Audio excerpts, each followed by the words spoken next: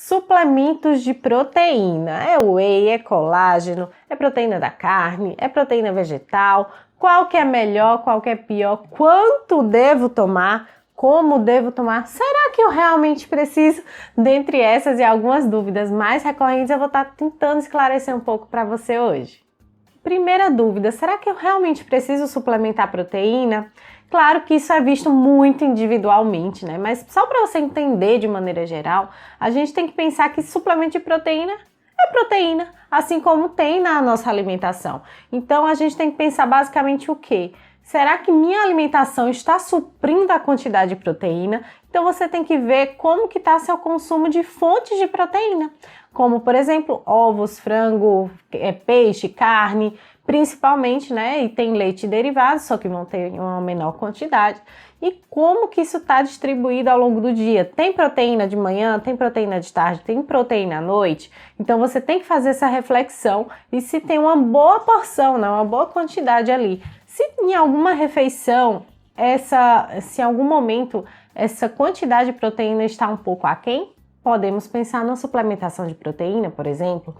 Já se você tem uma demanda muito grande proteica, por exemplo, você está num processo de ganho de massa muscular, você está treinando bastante, então muito provavelmente essa quantidade de proteína precisa aumentar e a suplementação acaba sendo um ótimo auxílio ali para você alcançar essa necessidade.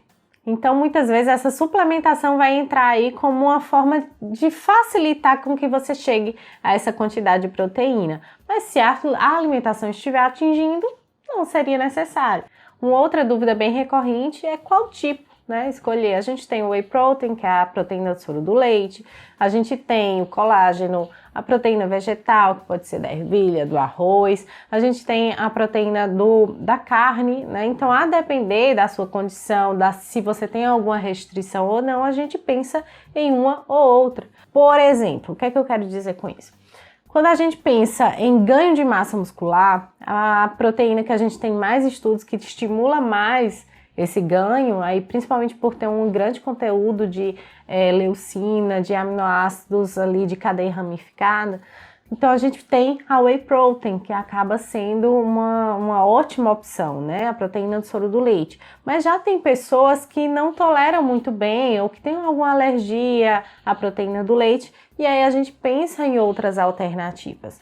Já se a gente pensa numa pessoa que está fazendo uma modulação intestinal, por exemplo, poderia ser uma alternativa ao colágeno. O colágeno não pensando no rejuvenescimento da pele, essas coisas, não, mas pensando em reparação da mucosa intestinal, que ele vai ajudar.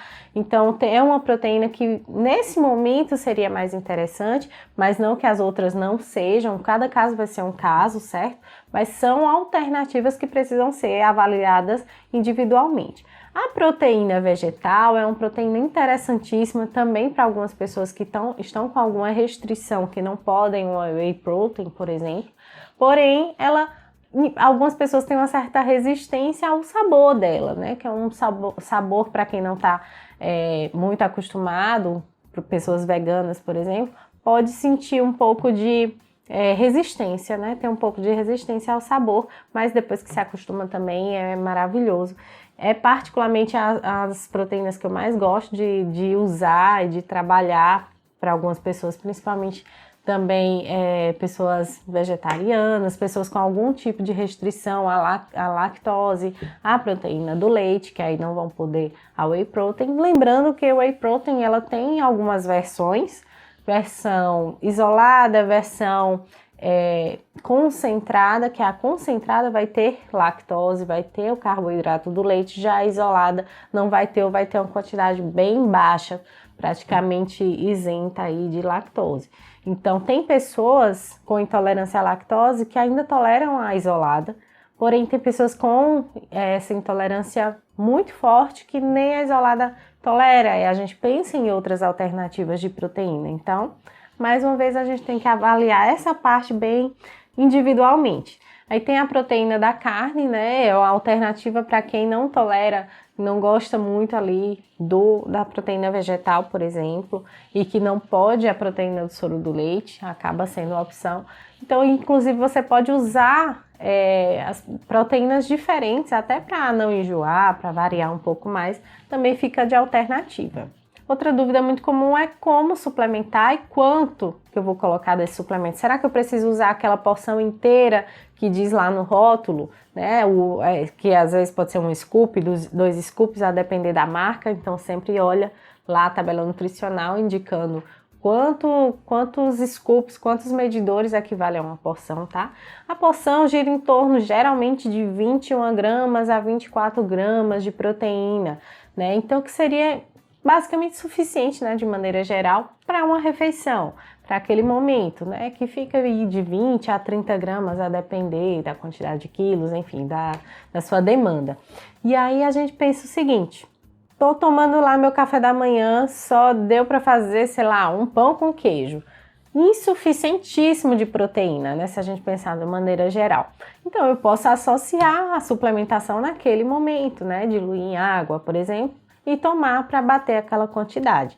Ou se não, foi tudo ok no café da manhã, comi ovos, comi queijo, enfim, teve um frango, alguma coisa, alguma fonte de proteína, a gente pensa o restante do dia. Aí teve o almoço, aí você treinou e aí não conseguiu colocar nenhuma fonte de proteína depois do treino, também pode colocar essa suplementação ali no pós-treino. Então é muito interessante, principalmente se a gente pensa em lanches, tá? Lanches é mais difícil colocar fontes de proteína, né? Frango, ovo, carne, peixe, até porque também são mais perecíveis. Para você estar levando para os lugares fica mais difícil. Então, nesses momentos a suplementação poderia ser interessante, às vezes nem a quantidade da porção inteira, mas meia porção.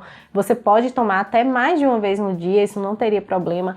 O suplemento de proteína é basicamente proteína que você encontraria nos alimentos normalmente. Só que a diferença é que ela está ali concentrada em forma de pó. E aí é muito fácil de você concentrar uma boa quantidade e levar para onde você quiser. Eu diria que é muito interessante, é uma mão na roda ter suplementos de proteína em casa, não necessariamente para você tomar todos os dias, mas para você ter para esses momentos que você não vai ter outras fontes de proteína ali para estar incluindo. Muito importante é olhar, se atentar à composição dessas proteínas. Não é que é suplemento proteico, que é tudo maravilhoso. Não, tem alguns que podem trazer mais problema do que benefícios, certo? Então a gente tem que sempre olhar a lista de ingredientes, procurar aqueles produtos mais limpos, né? Sem adoçantes artificiais adicionados, sem muitos aditivos, o mais limpo possível, só basicamente com a proteína. E se for sem sabor, melhor ainda, só a proteína ali para você misturar com alguma receita, misturar com a banana, enfim, fazer aquele sabor mais natural. Ou se for com sabor, que seja só com ingredientes mais naturais, tipo um sabor chocolate com cacau, no máximo uma stevia ali, uma stevia que é um adoçante natural mais tranquilo. Tem também a talmatina, o xilitol. Agora o xilitol pode trazer um pouco mais de gases, então dependendo de como esteja a sua microbiota intestinal, tem que cuidar mais com isso. Mas sempre dê uma olhada na lista de ingredientes antes de comprar. Inclusive tem alguns suplementos que são adicionados de carboidrato, então são mais assim hipercalóricos do que um suplemento proteico mesmo, e vem meio que disfarçado como se fosse uma whey, tá? Isso acontece muito, muita gente compra errado, compra achando que tá abalando, só que não, né?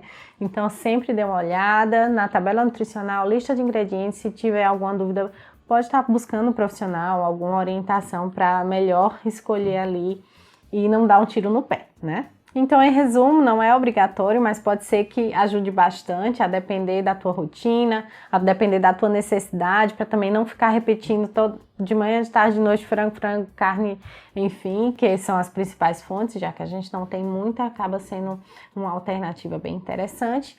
E também as quantidades vai variar muito de como está a proteína ao longo do teu dia, vindo de outras fontes, tá? Assim como os horários também, é interessante que tenha proteína de manhã, de tarde, de noite. Você avalia onde que está mais deficiente, que poderia estar encaixando, ou mais próximo do treino, pensando principalmente num pós-treino, se for o caso.